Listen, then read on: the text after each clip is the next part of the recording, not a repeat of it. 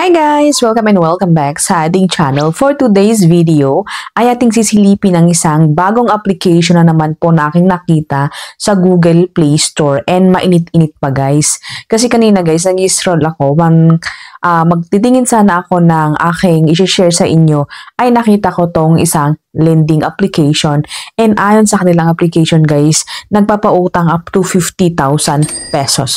So loan amount from 1,500 to 50,000 pesos and loan term ito is up to 180 days. But before we go on guys, sa mga hindi pa nag-subscribe, mag-subscribe na, i-hit ang bell button para ma-update ka sa kaming videos and tutorials and of course mag-comment sa baba para mapabilang kayo sa mga upcoming na pag-giveaways natin.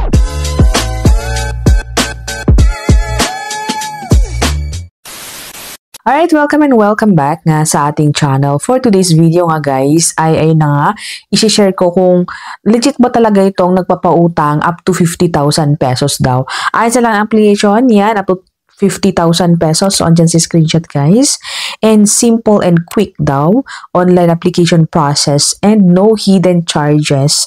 Support multiple payment channels and instant loan approval in 1 minute. Ayan. So, ang loan application na ito, wag na tayo magpatumpik-tumpik pa guys. Ayan. Mainit-init pa, pesos.ph. Quick loan. Ayan. And powered by Philippine RUP or RUP.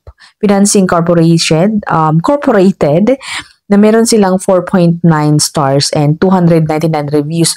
So, super bagong application to mga kaibigan. So, install natin siya and of course, pag ma-install natin, kailangan ng permission sa ating phone. So, SMS, calendar, GPS, location, call log, list of application, image, device, information, and phone number. So, ang dami guys na kailangan bigyan natin ng permission.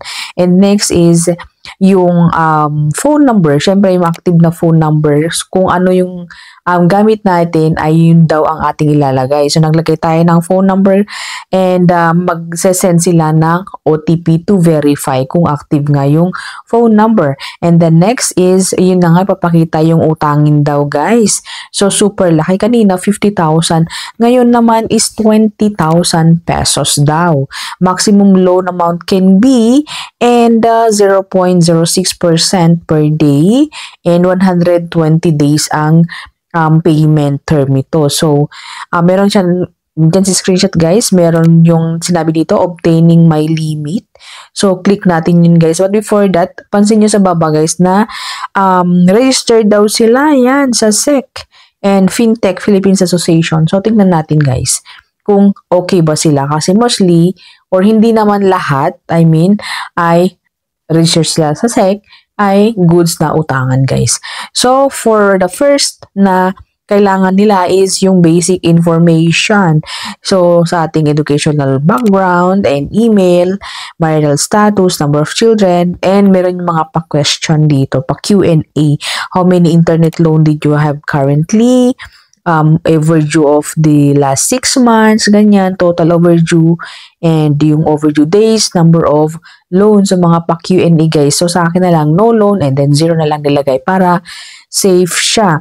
And dito guys, hindi ko maintindihan yung sabi dito, total overdue amount. Nung pagka-click ko guys, wala naman 0. Meron dito yung 0 and then 16 PH. So, ano yun, parang may utang ako below 16, ganon. So, clinic ko na lang yun guys para makapag-push through. And then, next is yung ating information or job information guys. So, job status, entry, industry, company name, company address, company phone number. So, dito guys, kahit ilagay ko po na self-employed or unemployed, ay kailangan pa rin yung mga information na yun guys. So, meron dito yung salary type. Pero meron yung optional dito sa baba kung yung payday mo or siguro pag may part-time, ganon. Kasi sabi dito na salary payday 2. Ayan. And then next guys is yung ating pa-document information na so mga pa-ID, pa-selfie, ganyan guys. So dito sa pa-ID guys ay nakaka-capture agad-agad yung mga information guys. So hindi tayo basta-basta magda-download guys. And then dito pala guys sa pa-ID ay wala siyang binigay kung anong mga ID ang pwede dito guys. Ang bale dito is pinicturan ko lang yung aking ID. So wala siyang papakita kung UMID ID, yung mga national ID natin, PhilHealth, TIN ID, etc. Pinicturan ko lang yung ID and then kinapture lang nila yung information. So, siguro any ID ay pwede dito guys. Ayan. And then ayun na nga at nakapture yung information but then kailangan maglagay din dito ng gender, ng birthday, ganyan. And then next is yung pa-selfie na. So, meron silang instruction kung paano mag-ID. So, gaya ng mga iba na kailangan clear, walang hat, hindi siya, walang sunglasses, ganyan. And then next is yung contact verification or yung mga contact reference natin. So, nangangailangan lang sila ng 3 guys na contact references. So, yun na nga at kailangan malaman ang ilagay natin dito kasi syempre baka tawagan, ganyan. But, ito nga ay bagong-bagong application kaya titignan natin guys. And then next na, ito na siya. So, receipt information. So, ito guys, nagtataka ako kung ano to, but ito pala yung channel of kung saan tayo i-receive, kung saan natin i-receive yung amount. So, sinelect ko na lang dito, PayMaya, ayan. And then next, ayan, makikita niyo sa screenshot, sabi dito, congratulations, you have finished all the certification. We have the best portfolio for you with 90% approval rate.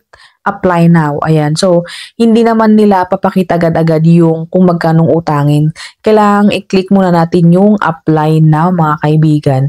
So, after which, ayun na nga at use my limit. So, approve tayo ng 1,500.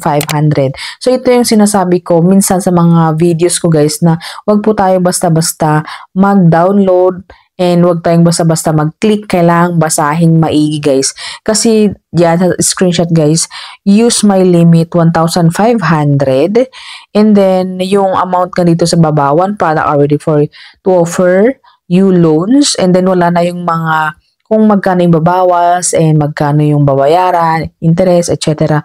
So, wag po kayong mag-click agad-agad ng mga apply now. Try nyong basahin maigi kasi sa akin kanina, tinignan ko kung saan mo makikita yung mga bawas or mga interest, ganyan.